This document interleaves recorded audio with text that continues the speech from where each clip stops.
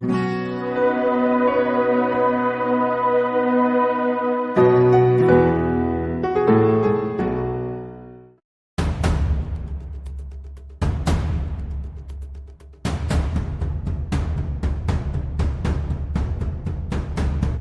الله وبركاته. إن الحمد لله نحمده ونستعينه ونستغفره ونعوذ بالله من شرور أنفسنا ومن سيئات أعمالنا. من يهده الله فلا مضل له ومن يضلل فلا هادي له. وأشهد أن لا إله إلا الله وحده لا شريك له وأشهد أن محمدًا عبده ورسوله. أما بعد فإن خير الحديث كتاب الله وخير الهدي هدي محمد صلى الله عليه وسلم وشر الأمور محدثاتها وكل محدثة بدعة وكل بدعة ضلالة وكل ضلالة في النار. يا أيها الذين آمنوا اتقوا الله حق تقاته ولا تموتن إلا وأنتم مسلمون. يا أيها الناس اتقوا ربكم الذي خلقكم من نفس واحدة وخلق منها زوجها وبث منهما رجالا كثيرا ونساء واتقوا الله الذي تساءلون به والأرحام إن الله كان عليكم رقيبا. يا أيها الذين آمنوا اتقوا الله وقولوا قولا سديدا يصلح لكم أعمالكم ويغفر لكم ذنوبكم ومن يطع الله ورسوله فقد فاز فوزا عظيما. اللهم صل على محمد وعلى آل محمد كما صليت على إبراهيم وعلى آل إبراهيم إنك حميد مجيد. اللهم بارك على محمد وعلى آل محمد كما باركت على إبراهيم وعلى آل إبراهيم إنك حميد مجيد. رب اشرح لي صدري ويسر لي أمري واحلل عقدة من لساني يفقه قولي. رب زدني علما رب يسر ولا تعسر وتمم بالخير. رب أعوذ بك من همزات الشياطين وأعوذ بك رب أن يحضرون. أعوذ بالله السميع العليم من الشيطان الرجيم من همزه ونفخه ونفسه. بسم الله الرحمن الرحيم. ومن زحزح عن النار وأدخل الجنة فقد فاز وما الحياة الدنيا إلا متاع الغرور. ہر قسم کی حمد و ثنا، تعریف و تمجید، تسبیح و تحمید اللہ ذو الجلال والاکرام کے لیے خاص ہے. بے شمار لا تعداد درود و سلام ہو سید الرسل اشرف الانبیاء خاتم الرسل سیدنا امام اعظم جناب محمد الرسول اللہ صلی اللہ علیہ وسلم کی ذات اقدس پر. عزیز ساتھیو، پچھلے جمعہ میں فکر آخرت کے حوالے سے گفتگو ہوئی تھی،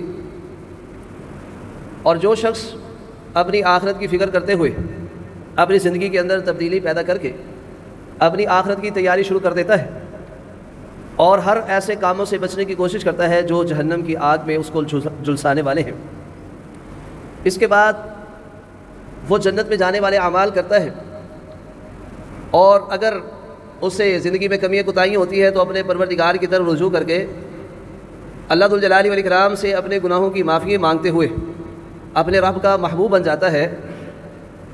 تو ایسے لوگ جو ہیں آخرت کے اندر کامیابی اور کامرانی حاصل کرنے والے ہیں. اور صرف کامیابی یہی نہیں ہے کہ ہم پہلے جہنم میں جائیں اور وہاں سے نکل کے جنت میں جائیں. کامیابی اس چیز میں ہے کہ فمن زحزح عن النار وادخل الجنة فقد فاز.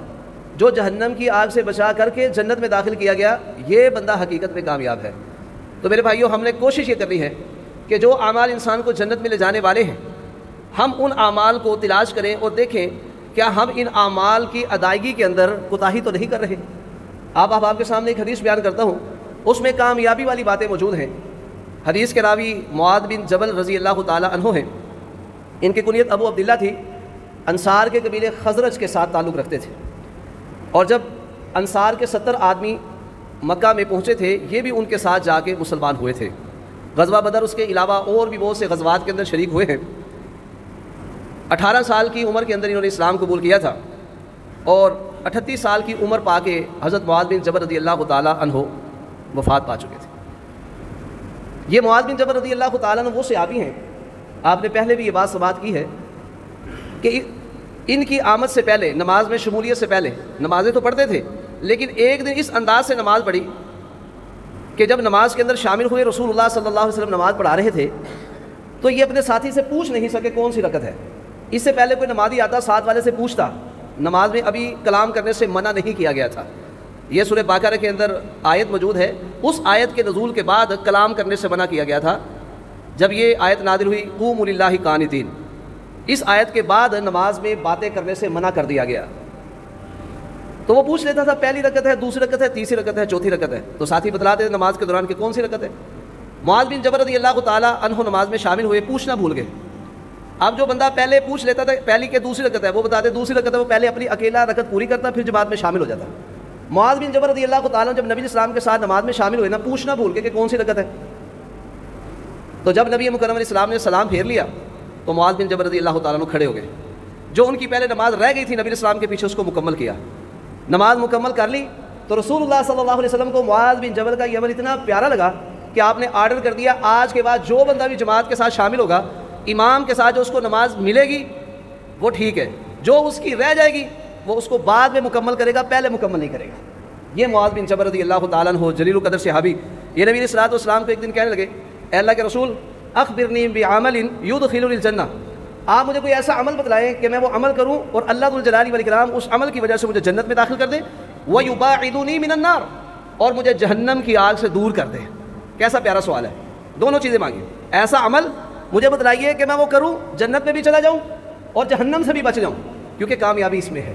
جو جہنم سے بچا کر کے جنت میں داخل کیا گیا یہ حقیقت میں کامیاب ہے. باقی انسان ایسے بھی حدیث میں آتا ہے کہ انسان اچھے عمل بھی کرتا ہے، برے بھی عمل کرتا ہے، اچھائیاں اور برائیاں اس کی برابر ہوتی ہیں. نبی علیہ السلام کو دکھایا گیا کچھ ایسے لوگ ہیں جن کا آدھا دھڑ جو ہے بہترین خوبصورت ہے اور آدھا ان کا دھڑ جو ہے وہ انتہائی کبھی ہے. تو آپ علیہ السلام نے پوچھا یہ کون لوگ ہیں؟ آپ کو پھر بتلایا گیا یہ وہ لوگ ہیں جنہوں نے اچھے اور برے عمل مکس کیے ہوئے ہیں. ایک ہوتا ہے برے عمل کم، اچھائیاں زیادہ، ایک ہے اچھائیاں بھی اتنی کہ ہیں برائیاں بھی اتنی ہیں. تو ایسے لوگ آپ علیہ السلام کو دکھائے گئے تو پھر ان کو حکم دیا گیا جاؤ یہ سامنے نہر کے اندر چھلانگ لگا دو. چھلانگ لگانے کے بعد دوبارہ جب وہ نکلے وہ بہت ہی زیادہ خوبصورت ہے، اللہ ذو الجلال والاکرام نے ان کو معاف کر دیا. تو بہرحال اچھے عمل کرنا اور برے اعمال سے بچنا یہ حقیقت میں کامیابی ہے کہ انسان اچھے اعمال کر کے برے اعمال سے بچتے ہوئے جہنم کی آگ سے بچ کے جنت کے اندر داخل کر دیا جائے. تو حضرت معاذ بن جبل رضی اللہ تعالیٰ عنہ کا سوال بھی یہی تھا. تو نبی علیہ السلام نے پھر انہیں کیا کہا؟ لقد سألت عن امر عظیم، اے معاذ تو نے ایک بہت بڑے معاملے کے بارے میں سوال کیا ہے. یہ چھوٹا سا سوال نہیں ہے، یہ بڑا عظیم معاملہ ہے جس کا تم نے پوچھ لیا ہے کہ ایسا عمل بتلائیے کہ میں اس پر عمل کروں، جنت میں چلا جاؤں، جہنم سے بچ جاؤں، کیونکہ بہت سے مسلمان جہنم میں جا کے جنت میں جائیں گے. آپ نے فرمایا یہ جو میں تمہیں بتلاؤں گا ہے تو بڑا آسان، لیکن اس آدمی پر جس کے لیے اللہ آسانی پیدا کر دے. تو جو اندر سے اچھا ہوتا ہے نا، صاف ہوتا ہے، ستھرا ہوتا ہے، دین پہ چلنا چاہتا ہے، اپنے رب کی محبت حاصل کرنا چاہتا ہے، اللہ ذو الجلال والاکرام سے ڈرتا ہے، اللہ ذو الجلال والاکرام پھر اس کے لیے آسانیاں پیدا کر ہی دیتے ہیں. کیونکہ بندہ اندر سے اللہ جانتا ہے کہ اس کے اندر اسلام کی کتنی تڑپ ہے، کتنی محبت ہے، یہ میری رضا چاہتا ہے یا ریاکاری چاہتا ہے یا شہرت چاہتا ہے، کیا چاہتا ہے، اس کو اللہ ہی بہتر جانتے ہیں. تو اس لیے نبی اسلام نے فرمایا یہ آسان ہے اس آدمی پر جس کے لیے اللہ آسانی پیدا کر دے. پھر آپ علیہ السلام نے سب سے پہلے جو باتیں ان کو بتلائی جنت میں لے جانے والے اعمال اور جہنم سے بچانے والے اعمال، وہ آپ علیہ السلام نے بیان کیے. آپ نے فرمایا سب سے پہلے عقیدے کی اصلاح ہے، تعبد اللہ، تم نے اللہ کی عبادت کرنی ہے، ولا تشرکوا بہ شیئا، اور تو نے اس اللہ کے ساتھ کسی کو شریک نہیں ٹھہرانا. اب دیکھیں نا، ہم مسلمان اللہ کی عبادت کرتے ہیں اور ہم سب مسلمان یہی کہتے ہیں کہ شرک حرام ہے، کوئی بھی اس کو جائز نہیں کہتا. اگر آپ غور کریں نا، جتنے بھی اس وقت اسلام کا دعویٰ کرنے والے ہیں کوئی بھی نہیں کہتا شرک کرنا حلال ہے، سب کہتے ہیں شرک کرنا حرام ہے. ہم بھی کہتے ہیں سارے مسلک جو لا الہ الا اللہ پڑھ کے اسلامی یونیورسٹی میں داخلہ لیتے ہیں کوئی بھی ان میں شرک کرنے کو حلال نہیں کہتا. یہ الگ بات ہے کہ جو مشرکین مکہ اللہ کے ساتھ شریک ٹھہرا کر کام کرتے تھے، ہم مسلمان شرک کو حرام کہہ کر وہ کام کر رہے ہیں. جس طرح وہ غیر اللہ کو پکارتے تھے، آج ہم کلمہ پڑھنے والے غیر اللہ کو پکارے اور اس کو ہم شرک نہیں کہہ رہے. یہ ہماری بہت بڑی غلطی ہے، یہ مسلمانوں کی بہت بڑی غلطی ہے کہ جو کام مشرکین مکہ شرک کو جائز سمجھ کے کرتے تھے، آج امت مسلمہ کے لوگ شرک کو حرام کہہ کر کام وہی کر رہے ہیں. اس کی مثال ایسے سمجھ لیے، ہم کہتے ہیں کہ سود حرام ہے، ہم مسلمان سارے کہتے ہیں سود حرام ہے، کوئی مسلمان نہیں کہتا سودی کاروبار جائز ہے، لیکن اس کے باوجود ہمارا نظام سود پہ چل رہا ہے. تو یہ ہماری غلطیاں ہیں، ہمیں ماننی چاہیے، ان غلطیوں کو ہم نے ترک کرنا ہے تاکہ جہنم کی آگ سے بچ کے جنت میں جانے والے بن جائیں. تو فرمایا معاذ کہ تو نے اللہ کی عبادت کرنی ہے، اس کے ساتھ کسی کو بھی شریک نہیں ٹھہرانا. عقیدے کی اصلاح کے بعد جنت میں لے جانے والا عمل وتقیم الصلاۃ، کہ تو نے نماز کو قائم کرنا ہے، اللہ کی عبادت کرنی ہے، اس کے ساتھ کسی کو شریک نہیں ٹھہرانا، اور نماز کو قائم کرنا ہے۔ اب نماز کے معاملے میں ہماری کتنی سستی ہے، ہم نماز کے معاملے میں کتنے سست ہیں، نماز کی طرف ہم توجہ نہیں کرتے۔ نماز پڑھنی چاہیے، 5 نمازیں اللہ نے فرض کی ہیں، کچھ وضاحت آگے ہوگی انشاءاللہ۔ اور تیسرے نمبر پر یعنی پہلے عقیدے کی اصلاح، پھر نماز، پھر فرمایا وَتُؤْتِي الزَّكَاةَ، اے معاذ تمہیں زکوٰۃ ادا کرنی ہے، اللہ نے مال دیا ہے، نصاب کو پہنچ گیا ہے، پھر 40واں حصہ اللہ کے راستے میں خرچ کرے، غریبوں کو، مسکینوں کو، بیواؤں کو، قریبی رشتہ داروں کو، دور کے رشتہ داروں کو، جو بھی مستحقین ہیں ان کو ادا کرنا ہے۔ اور اس کے بعد فرمایا وَتَصُومُ رمضان، اے معاذ رمضان المبارک کے روزے بھی رکھنے ہیں۔ اب یہ سال کے بعد زکوٰۃ آتی ہے، سال کے بعد ہی رمضان المبارک کے روزے ہیں۔ زکوٰۃ بھی دینی کب ہے؟ جب انسان صاحب مال ہو، مال نصاب کو پہنچ جائے، اور جس کے پاس جس کی آمدنی اتنی ہے، مال آتا ہے، کھا پی جاتے ہیں، بلوں میں چلا جاتا ہے، کرایوں میں چلا جاتا ہے، اس پہ تو زکوٰۃ ہے ہی نہیں، کیونکہ اس کے پاس مال جمع نہیں ہوا۔ ایک بندے کی بالفرض ماہانہ تنخواہ 1.5-2 لاکھ ہے، اور 1.5-2 لاکھ ہی اس کا مہینے کا خرچ ہو جاتا ہے، اس کے اوپر کوئی زکوٰۃ نہیں۔ زکوٰۃ ہوگی جس کے پاس اتنا مال جمع ہو جائے جو نصاب کو پہنچ جائے، اور پھر اس کے پاس سال پڑا رہے، کاروبار میں لگا رہے، بینک میں پڑا رہے، گھر کی تجوری میں پڑا رہے، دکانوں میں بے شک لگا ہوا ہے، پھر سال کے بعد اس نے اس کا حساب کر کے زکوٰۃ ادا کرنی۔ جس کے پاس اتنا مال نہیں ہے اس پہ زکوٰۃ بھی نہیں ہے۔ اور رمضان کے روزے بھی اس نے رکھنے ہیں جو تندرست ہے، جس کے لیے روزہ گلے کا توق نہیں بنا ہوا۔ اگر عارضی بیمار ہے تو اس کو اجازت ہے تھوڑے دن بعد دوبارہ روزے رکھ لے، رمضان میں چھوڑ دے کیونکہ بیمار ہے، تندرست ہو جائے روزہ رکھے، سفر میں ہے روزہ چھوڑ دے، واپس آنے کے بعد رمضان کے باقی روزے پورے کرے، اور جو سفر کے روزے رہ گئے تھے رمضان کے بعد ان کی ادائیگی کرے۔ تو یہ بھی صحت مند آدمی کے لیے، جو بیمار ہے اس پہ روزے بھی نہیں۔ پھر فرمایا وَتَحُجُّ الْبَيْتَ، زندگی میں ایک مرتبہ حج کرنا ہے، زندگی میں اللہ نے ایک مرتبہ وَلِلَّهِ عَلَى النَّاسِ حِجُّ الْبَيْتِ مَنِ اسْتَطَاعَ إِلَيْهِ سَبِيلًا، وہ بھی جانے کی بندہ طاقت رکھتا ہے۔ اب 11.5-12 لاکھ کا حج ہے، جس کے پاس اتنا پیسہ ہو اور پیچھے بیوی بچوں کے اخراجات بھی موجود ہوں، مثلا یہ 30 دن کے لیے جاتا ہے، 25 دن کے لیے جاتا ہے، 40 دن کے لیے جاتا ہے، اتنا خرچہ پیچھے چھوڑ کے جائیں تو پھر اس کے اوپر حج فرض ہے۔ اگر کسی کے پاس حج کی استطاعت ہے وہ نہیں جاتا تو یہ اس کا بہت بڑا جرم ہے، اس کے اوپر حج فرض ہو چکا ہے، اس کو حج کرنا چاہیے۔ یہ ایام ہے پیسے جمع کروانے کے، حکومت نے اعلان کر دیا ہوا ہے، اس لیے جس کو اللہ نے مال سے نوازا ہے وہ پیچھے معاملات میں اس کے گھر کے اخراجات بھی پورے ہو سکتے ہیں، اور اس کے پاس حج کے پیسے بھی ہیں، اس کو حج کرنا چاہیے۔ تو یہ نبی مکرم علیہ السلام نے 5 باتیں حضرت معاذ بن جبل کو بتلائی، کیونکہ ان کا سوال کیا تھا، ایسے عمل چاہیے کہ میں جنت میں چلا جاؤں اور جہنم کی آگ سے بچ جاؤں۔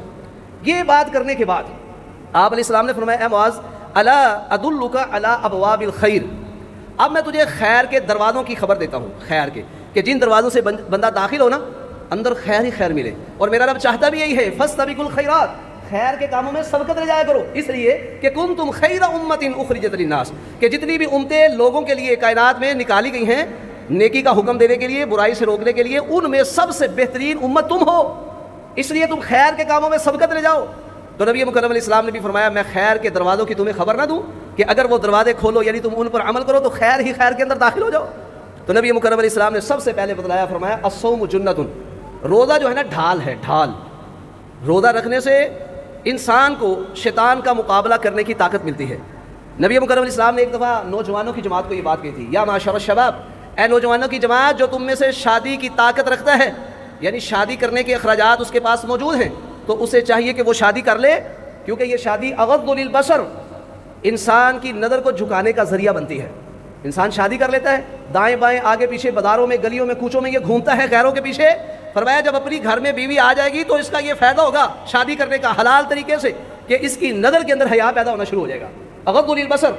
اور آپ نے فرمایا وَأَحْسَنُ لِلْفَرْجِ، نکاح کرنے کا یہ فائدہ ہوگا کہ یہ انسان اپنی شرمگاہ کی حفاظت کرنے والا بن جائے گا۔ اور نبی مکرم علیہ السلام نے فرمایا اگر کوئی بندہ طاقت نہیں رکھتا، کیا مطلب کہ اس کے پاس شادی کرنے کے اخراجات نہیں ہیں، اس کی طاقت نہیں رکھتا، تو فرمایا فعلیہ بالصوم، پھر اس کو چاہیے کہ وہ روزہ رکھا کرے، فإن لہ وجا، یہ روزہ اس کے اندر جو اس کی غیر کام پر ابھارنے والی طاقت ہے، شہوت ہے، اس کو توڑ کے رکھ دے گا۔ تو اس لحاظ سے نوجوانوں کو نبی اسلام نے یہ فرمایا تھا کہ روزے رکھا کرو۔ تو روزے کے ساتھ بڑے فوائد ہیں، اب تو شوگر کے مریضوں کو بھی کہا جا رہا ہے کہ روزہ رکھے، روزے سے شوگر کنٹرول ہوتی ہے۔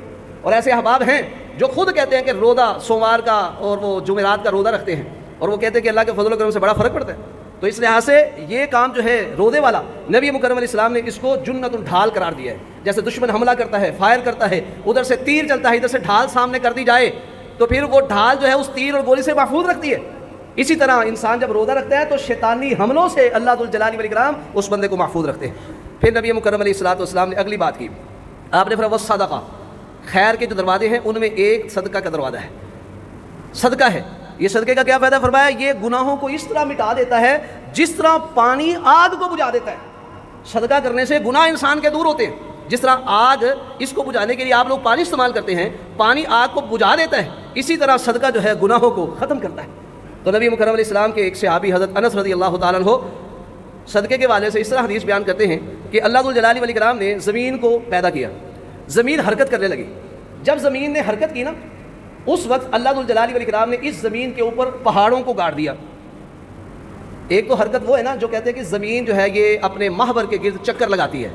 ایک ہوتی ہے اس کی ڈگمگا جانے والی حرکت. ایک کشتی ہے, اس میں آپ سوار ہوئے, کشتی سمندر میں آپ کو لے کر جا رہی ہے. ایک ہے اس کشتی کی ڈگمگانے والی حرکت, اس لیے ترتیب سے بٹھایا جاتا ہے. تو اس زمین کی یہ ڈگمگانے والی حرکت جو تھی نا, اس کو روکنے کے لیے اللہ نے اس کے اوپر پہاڑوں کو گاڑ دیا. جب پہاڑوں کو گاڑا تو یہ زمین ٹھہر گئی. فرشتوں نے بڑا تعجب کیا کہ یہ پہاڑ اس قدر سخت ہیں, اللہ نے ان کے اندر اتنی طاقت رکھ دی ہے کہ حرکت کرنے والی زمین کو ان پہاڑوں نے روک کے رکھ دیا. تو فرشتوں نے کہا یا ربی, اے ہمارے پروردگار, کیا تیری مخلوق میں سے کوئی ایسی چیز بھی ہے جو پہاڑوں سے بھی سخت ہو؟ تو اللہ ذو الجلال والاکرام نے کہا جی ہاں. وہ کیا ہے؟ فرمایا الحدید, لوہا. آج آپ دیکھ رہے ہیں لوہا پہاڑوں کو کاٹ رہے ہیں. آپ کے کریشر کے اندر جب دیکھیں وہی پتھر آتے ہیں, چھوٹے ہوتے ہوتے بجری بن جاتی ہے. تو لوہا جو ہے یہ پہاڑوں سے بھی سخت ہے, پتھروں کو کاٹ رہا ہے. پھر انہوں نے پوچھا اللہ, کیا تیری مخلوق میں کوئی لوہے سے بھی سخت چیز ہے؟ فرمایا ہاں. وہ کیا ہے؟ فرمایا النار, آگ, جو لوہے کو بھی پنگلا کے رکھ دیتی ہے, لوہے کو پنگلا کے رکھ دیتی ہے. جو ذوالقرنین علیہ السلام نے دیوار قائم کی تھی یاجوج ماجوج کے فساد سے بچانے کے لیے, لوہے کی وہ اینٹیں لگا لگا کر دیوار بنا کے آگ کے ساتھ بھی اس کو گرم کر کے تانبا آگ میں پنگلا کے پھر اس دیوار کے اوپر ڈالا تھا, جو دیوار آج تک کسی کو ملی نہیں. اور یاجوج ماجوج کو چاٹتے ہیں, اس کو چاٹتے ہیں. نبی صاحب نے اپنے دور میں کہا تھا اتنا سوراخ ہو گیا اس دیوار کے اندر. وہ فتنہ آنا ہے, قیامت کے نزدیک آئے گا, لیکن یہ کب آئے گا؟ جب دجال کا خاتمہ ہو جائے گا. امام مہدی بھی اس وقت موجود ہوں گے, عیسیٰ علیہ السلام موجود ہوں گے. اس وقت پھر اللہ کہیں گے عیسیٰ علیہ السلام سے کہ آپ اپنے ساتھیوں کو لے کے پہاڑ میں داخل ہو جائے. اب وہ قوم آنے لگی ہے جن کا تم مقابلہ نہیں کر سکتے, وہ یاجوج ماجوج ہے. یہ بھی کبھی انشاءاللہ موضوع رکھیں گے. تو فرشتوں نے جب پوچھا, فرمایا ہاں آگ بہت سخت ہے جو لوہے کو پنگلا کے رکھ دیتی ہے. انہوں نے کہا اللہ, تیری مخلوق میں کوئی آگ سے بھی سخت چیز ہے؟ فرمایا ہاں, الماء, پانی ہے. الماء, پانی ہے جو آگ کو بجھا کے رکھ دیتا ہے. جب فرشتوں نے یہ بات سن لی تو پھر انہوں نے یہ سوال کیا, اللہ کیا پانی سے بھی سخت کوئی چیز ہے؟ جواب دیا ہاں. وہ کیا ہے؟ فرمایا الریح, ہوا, جو سمندروں کا رخ بھی موڑ کے رکھ دیتی ہے. سمندر تو رام سے, اس کے اندر یہ موجیں جو چلتی ہیں یہ ہوا کے تھپیڑے ہوتے ہیں جو ان کو چلاتی ہے. فرمایا ہوا ہے جو پانیوں سے بھی زیادہ سخت ہے. پھر انہوں نے سوال کیا, اللہ کیا اتنی سخت یہ جو ہوا ہے اس سے بھی بڑی کوئی چیز ہے؟ فرمایا ہاں. فرمایا وہ کیا ہے؟ تو پھر جواب دیا, فرمایا وہ ابن آدم, آدم کا بیٹا, تصدق کا جو صدقہ کرتا ہے دائیں ہاتھ کے ساتھ اس طرح صدقہ کرتا ہے چھپا کے کہ بائیں ہاتھ کو پتہ ہی نہیں لگنے دیتا, یہ صدقہ ہے. اس لیے کہا جاتا ہے صدقہ بڑی بڑی بلائیں ٹال دیتا ہے. تو صدقہ جو ہے یہ گناہوں کو ختم کرتا ہے جس طرح پانی آگ کو ختم کرتا ہے. اس انداز سے صدقہ اللہ ذو الجلال والاکرام نے اتنی اہمیت کا حامل رکھ دیا. اس لیے میرے بھائیوں اپنے اوپر لاگو کر لو. ایک تو زکوٰۃ ہے, وہ تو صاحب نصاب نے دینی ہے. ایک روزانہ کا معمول ہے, جو بندے کماتے ہیں تھوڑا تھوڑا کما کے لاتے ہیں, اس میں سے بھی اللہ کے راستے میں نکال رہے ہوتے ہیں نا, ان کے رزقوں میں اللہ بڑی برکت ڈال رہے ہوتے ہیں, بڑی برکت ڈال رہے ہوتے ہیں. ہم تو کہتے ہیں ہمارے پاس کثرت ہو, کثرت, ہم کہتے ہیں کثرت ہو. چلیں انشاءاللہ اگلا جمعہ اس پہ رکھیں گے کہ ہم چاہ رہے ہیں کثرت ہو, لیکن حقیقت میں کثرت نہیں برکت چاہیے. یہ موضوع انشاءاللہ اگلے جمعے اللہ کرے انشاءاللہ بیان کریں گے زندگی رہی تو بہرحال صدقہ جو ہے یہ بڑی بڑی بلائیں ٹال دیتا ہے. تو نبی مکرم علیہ السلام نے فرمایا صدقہ جو ہے یہ گناہوں کو مٹاتا ہے. پھر اس کے بعد آپ نے ابواب الخیر میں, پہلے نمبر پر ابواب الخیر میں آپ نے روزہ بیان کیا, پھر آپ نے صدقہ بیان کیا. تیسرے نمبر پر آپ نے فرمایا صلاۃ الرجل فی جوف اللیل ثم لا تتجافى جنوبهم عن المضاجع. آپ نے فرمایا رات کا درمیانی حصہ, اس کے اندر اٹھ کے نا نماز ادا کرنا, اس رات کو اٹھ کے قیام اللیل کرنا. میرے بھائیوں میں بھی اور آپ اس بات میں بہت ہی کم لوگ ہیں جو اس پر عمل کر رہے ہیں. ہم تو فردی نماز نہیں صبح جماعت سے ادا کرتے, ہماری تو یہ کنڈیشن ہو چکی ہے, اتنے ہم دین سے دور ہوتے جا رہے ہیں. تو یہ ہماری بہت بڑی سستی ہے. اور نبی علیہ السلام کیا کہہ رہے ہیں, خیر کے دروازے چاہیے نا تمہیں, خیر کی باتیں, خیر کے دروازوں کی طرف نبی علیہ السلام رہنمائی کر رہے ہیں کہ ان دروازوں پر آؤ گے تمہیں خیر ہی خیر ملے گی. اس لیے فرمایا علیکم بقیام اللیل, رات کے قیام کو اپنا معمول بناؤ. فإنہ دأب الصالحین قبلکم, تم سے پہلے جو نیکوکار گزرے ہیں نا ان کی عادت مبارکہ تھی, اور یہ تمہارے رب کی قربت کا ذریعہ ہے. ہم کیا کہہ رہے ہیں بھائی, قبر کے ذریعے ہم اللہ کا قرب حاصل کریں. ہم وسیلے تلاش کرتے ہیں, نجائز وسیلے, کہ ہم اللہ کے قریب ہو جائیں. نجائز وسیلے اللہ کے قریب کرنے والے میرے پیغمبر نے جب مکہ فتح ہوا تھا وہ سارے وسیلے ختم کر دیے تھے جو ہم نے خود بنائے تھے. لیکن جو محمد رسول اللہ نے اللہ کے قرب کے ذریعے بیان کیے, ہم آج ان سے دور ہیں. تو اس لحاظ سے میرے بھائیوں تہجد کا اہتمام فرمایا، اس کا فائدہ کیا ہے؟ ایک تو تمہیں رب کا قرب ملے گا، اور دوسرا اللہ ذو الجلال والاکرام گناہوں کو معاف کریں گے، اور تیسرے نمبر پر انسان کو گناہوں سے بھی بچائیں گے۔ آج ہم گناہوں پہ جا رہے ہیں نا، گناہوں کی طرف، اس کی وجہ ہماری بدعمالیاں ہیں، ہم نیک اعمال کر نہیں رہے، نیک اعمال کرتے نہیں ہیں، گناہ ہم کرتے جاتے ہیں، نمازیں ہم پڑھتے نہیں ہیں، گناہ معاف نہیں کرواتے، رب کائنات سے اپنے گناہوں کی معافی نہیں مانگتے۔ تو اس لحاظ سے میرے بھائیوں رات کا قیام نبی مکرم علیہ الصلوۃ والسلام نے، آج اس حدیث پہ عمل کرنے کی کوشش کریں جو میں آپ کے سامنے بیان کرنے لگا ہوں۔ آپ علیہ السلام نے فرمایا رحم اللہ رجلا، آج کوئی بندہ چاہتا ہے کہ محمد رسول اللہ کی دعا اس کے حق میں قبول ہو۔ ہم لوگوں کی دعائیں لیتے ہیں نا، ہم کہتے ہیں والدین کی دعائیں، بڑوں کی دعائیں کو کہتا ہے ہمارے لیے پیروں کی دعائیں ہوں، ولیوں کی دعائیں ہوں، دوستوں کی دعائیں ہوں، حج پہ جا رہے ہیں ہمارے لیے دعا کرنا۔ لیکن میرے بھائیو جس مرضی سے دعا کروا لیں، لیکن اس وقت آپ کے لیے محمد رسول اللہ دعا نہیں کر رہے۔ اگر آپ چاہتے ہیں کہ آپ کے حق میں، میرے حق میں محمد رسول اللہ کی دعا قبول ہو، تو میرے پیغمبر نے یہ بات کہی تھی، اللہ ذو الجلال والاکرام اس بندے کے اوپر رحمتوں کا نزول کر دے جو رات کے وقت اٹھے اور نماز ادا کرے، یعنی تہجد پڑھے، اور اپنی بیوی کو جگائے، وہ بھی اٹھ کے تہجد پڑھے، نماز پڑھے، اور اگر وہ انکار کرے تو یہ خامد اس کے منہ پہ چھینٹے مارے تاکہ یہ بھی اٹھ کے نماز کی ادائیگی کر لے۔ پھر آپ نے فرمایا رحم اللہ امراتن، میری مائیں بہنیں بھی سنیں، فرمایا اللہ اس عورت کے اوپر رحمت کرے جو چاہتا ہے کہ محمد رسول اللہ کی رحمت کی یہ دعا ہمارے حق میں قبول ہو، اس حدیث پہ ہم عمل کریں۔ فرمایا اس عورت پہ بھی رحمت کرے اللہ جو رات کے وقت اٹھے، نماز پڑھے، اپنے خامند کو جگائے، اگر وہ انکار کرے اس پہ پانی کے چھینٹے مارے۔ یہ خامند کی اور عورت کی محبت کی علامت ہے۔ اگر محبت نہ ہو نا، پھر چھینٹے پہلے مشورہ کر لینا، بغیر مشورے کے چھینٹے نہ ڈالنا، کیونکہ انسان کا کوئی پتہ نہیں ہوتا سویا ہوا کیا کر دے۔ اس لیے پہلے رات کو جی ہم نے صبح اٹھ کے تہجد پڑھنی ہے، اس حدیث کا مصداق بننا ہے۔ وہ کہ اگر میں نہ اٹھوں میاں جی آپ پانی ڈال دینا، میاں جی کہ اگر میں نہ اٹھوں تو آپ پانی ڈال دینا، اس طرح پہلے طے کر کے نا جی پھر تہجد پڑھے، وگرنہ یہ تہجد پڑھتے پڑھتے ہم لڑائی پہ نہ چلے جائیں نا، تو اس سے بچنا بھی تو ضروری ہے۔ تو فرمایا کہ یہ رات کو اٹھ کے تہجد پڑھنا۔ پھر اللہ کے نبی صلی اللہ علیہ وسلم نے قرآن کی آیت پڑھی تتجافى جنوبهم عن المضاجع يدعون ربهم خوفا وطمعا۔ ہم تو دن میں دعائیں کرتے ہیں نا، دعائیں لیتے ہیں کرتے ہیں، رات کے آخری حصے میں، رات کے درمیانی حصے میں، آخری حصے میں اللہ ذو الجلال والاکرام آسمان دنیا میں تشریف لا کے کہتے ہیں کیا ہے مجھ سے کوئی دعائیں مانگنے والا، کیا ہے مجھ سے گناہوں کی معافی مانگنے والا، کیا ہے کوئی سوال کرنے والا، کیا ہے کوئی بیمار اس کو تندرستی چاہیے مجھ سے، وہ تندرستی مانگنے والا۔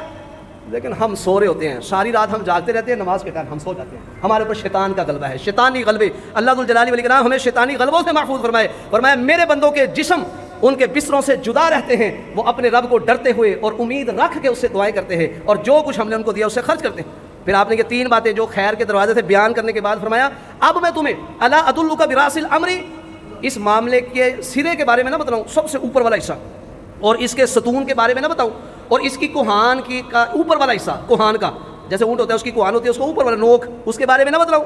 میں نے کہا بلا یا رسول اللہ کیوں نہیں، اللہ کے رسول بتلائیے۔ آپ علیہ السلام نے فرمایا معاملے کا سرا جو سارا اصل وہ اسلام ہے۔ کیا مطلب کہ اگر کوئی بندہ جہنم سے بچ کے جنت میں جانا چاہتا ہے، اس کے لیے سب سے پہلی بات ہے کہ اس کو اسلامی یونیورسٹی میں داخلہ لینا پڑے گا، اسلام قبول کرنا پڑے گا۔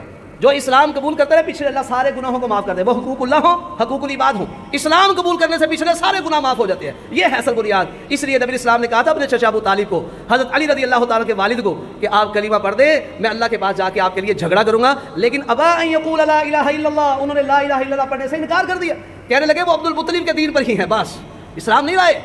اس لیے فرمایا تھا اب میں اپنے چچا کے لیے مغفرت کی دعا کروں گا۔ قرآن کے اندر موجود ہے کہ جب یہ بات کہی تو اللہ نے آیات نازل کر دی، ما کان للنبی والذین آمنوا، نبی کی شایان شان نہیں، ایمان والوں کی شایان شان نہیں، ان یستغفروا للمشرکین، یہ شان نزول ہے ابو طالب کے اسلام نہ لانے کا اور نبی اسلام کے یہ کہنے کا میں ان کے لیے مغفرت کی دعائیں کروں گا۔ اللہ نے کسی نبی کی شایان شان نہیں، ایمان والوں کی شایان شان ہے کہ وہ مشرکین کے لیے بخشش طلب کریں، بے شک وہ اولی القربا قریبی رشتہ داری کیوں نہ ہو۔ یہ آیات نازل، عقیدے کے معاملے میں کوئی کمپرومائز نہیں ہے میرے بھائیو کسی کے ساتھ۔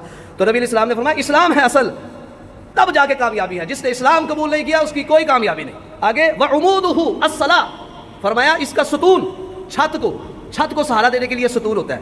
اگر تم نے اسلام کا ستون دیکھنا ہے کہ اسلام باقی رہے، اس کا ستون کیا ہے؟ فرمایا الصلاۃ، نماز ہے۔ یہ 5 نماز فرضی جو ہے یہ اسلام کا ستون ہے، اور آپ سمجھتے ہیں کہ ستون کی کتنی اہمیت ہے، ستون درمیان سے نکال دے تو چھت گر جاتی ہے۔ اس لیے صحابہ کہتے تھے کہ ہم نماز کے علاوہ کسی اور عمل کو کفر نہیں سمجھتے تھے۔ نبی اسلام بھی اسلام اور کفر میں فرق جو آپ نے رکھا ہے وہ نماز کے ساتھ ہی رکھا ہے۔ آج ہم مسلمان نماز بھی پڑھتے ہیں، بہت سست ہیں اس معاملے کے اندر۔ پھر آپ نے فرمایا اس کی کوہان کا سب سے اوپر والا سرا یعنی چوٹی کے بارے میں تو فرمایا الجہاد۔ آج ہم بلندیاں حاصل کرنا، چوٹی کا مطلب بلندیاں ہیں۔ آج مسلمانوں کو بلندیاں کیوں نہیں مل رہی؟ آج ہم نے جہاد کو چھوڑ دیا۔ آج ہمارے مسلمان بھائی کیوں جگہ جگہ پہ مارے کھا رہے ہیں؟ غزہ کے مسلمانوں کے ساتھ اتنا برا سلوک کیا گیا ہے، اور تاریخ گواہ ہے، میرے رب کا آسمان بھی گواہ ہے، زمین بھی گواہ ہے۔ یہ تو قیامت کے دن فیصلے ہو گئے کہ ہم نے اپنے مسلمان بھائیوں کے ساتھ کتنی زیادتی کی. جو بندہ طاقت رکھتے ہوئے بھی مسلمانوں کا ساتھ نہ دے, باقی یہ میرے رب کی, ہماری کیا مجبوری ہے, ہم نہیں جانتے, میرا رب جانتا ہے. یہ فیصلے قیامت کے دن ہوں گے. اس لیے بلندیاں جہاد کرنے والوں کو اللہ عطا کرتے ہیں. تو نبی مکرم علیہ السلام نے اس کے بعد فرمایا, اب یہ جتنی باتیں پیچھے گزر گئی نا, فرمایا ان سب کا کنٹرولر نہ بتاؤں, سارا نظام چلانے والا تو میرا اللہ ہے نا. ایک عملی اعتبار سے سارے لوگ اعمال کر رہے ہیں, نمازیں بھی پڑھ رہے ہیں, روزے بھی رکھ رہے ہیں, حج بھی کر رہے ہیں, زکات بھی دے رہے ہیں, عقیدہ بھی صحیح ہے, نوافل بھی پڑھ رہے ہیں, تہجد بھی پڑھ رہے ہیں, صدقے بھی دے رہے ہیں, سارا کچھ کر رہے ہیں, اور اسلام کو بھی اپنایا ہوا ہے, نمازوں میں بھی پابندی ہے, جہاد بھی کر رہے ہیں. فرمایا اب سب چیزوں کو کنٹرول کرنے والی بھی ایک چیز ہے. اگر تم اس کو کنٹرول کر لو نا, یہ سارے عمل تمہارے اچھے محفوظ رہیں گے, ان کا اجر تمہیں ملے گا. اگر تم اس چیز کو کنٹرول نہ کر سکے تو ہو سکتا ہے ان ساری چیزوں کا ثواب ہی ضائع ہو جائے. نبی مکرم علیہ السلام نے اپنی زبان کو پکڑ لیا, کنٹرولر. میں نے کہا اللہ کے نبی کیوں نہیں, آپ مجھے کنٹرولر کے بارے میں بتلائے. آپ نے یہ زبان پکڑی, فرمایا کف علیک ھذا, اس زبان کو بس روک کے رکھ, اس زبان کو روک کے رکھ, اس سے خیر اللہ کے نعرے نہ لگا, تیرے عمل سارے ضائع ہو جائیں گے. عقیدہ, اس زبان کے ساتھ حقوق العباد اس کو پارا پارا نہ کر, اس زبان کے ساتھ لوگوں کی برائیاں بیان نہ کر, اصلاح کر, اچھے انداز سے کر. یہ کنٹرولر ہے پیچھے سارے اعمال کا. صحابی کہنے لگے اللہ کے نبی یہ سارے کام کر کے زبان کی وجہ سے مواخذہ ہوگا, زبان کی وجہ سے ہم پکڑے جائیں گے. فرمایا ثقلت کا امک یا معاذ, ہے معاذ تجھے تیری والدہ گم پائے. یہ عرب کے لوگوں کی زبان پر ایک عام کلمہ ہے, اس کا مطلب مفہوم نہیں نکالا جاتا تھا. ثقلت کا امک یا معاذ هل يكب الناس في النار على وجوههم او على مناخرهم الا حصائد السنتهم. اے معاذ, لوگوں کو جہنم کے اندر ان کے چہروں کے بل یا ان کے نتنوں کے بل جو چیز گرائے گی, ان کی یہ زبان کی کٹی ہوئی باتیں ہوں گی. آج ہم کچھ سمجھتے نہیں, کسی کو اتنا ذلیل کر دیتے ہیں, کہہ دیتے ہیں ہم نے مذاق کیا ہے, مذاق کیا ہے میرے بھائیوں. یہ زبان ہے کنٹرولر. اس لیے یہ ساری پچھلی نیکیاں جنت میں لے جانے والی ہیں, اور یہ زبان کا کنٹرول جنت میں لے جانے والا ہے. اس کو آپ کھلا چھوڑیں گے, اس کی وجہ سے جہنم کا ایندھن بن جائے گے. انہوں نے کہا تھا اللہ کے نبی جنت میں لے جانے والے اعمال اور جہنم سے بچانے والے اعمال مجھے بیان کیجیے. تو رسول اللہ صلی اللہ علیہ وسلم نے یہ ساری باتیں ان کو بیان کی. تو میرے بھائیوں, ہمیں بھی چاہیے کہ ہم بھی اپنی زبان کی حفاظت کریں, ہم بھی اپنے عقیدوں کی اصلاح کریں, ہم بھی نیک اعمال کرنے کی کوشش کریں, ہم بھی یہ اعمال کریں تاکہ ہم بھی جنت میں جانے والے بن جائیں, اور جہنم کی آگ سے اللہ ذو الجلال والاکرام ہم سب کو محفوظ فرما لے. اللہ ذو الجلال والاکرام سے دعا ہے وہ پروردگار دین اسلام کے تمام معاملات پر ہمیں عمل کرنے کی توفیق عطا فرمائے. وآخر دعوانا الحمدللہ رب العالمین.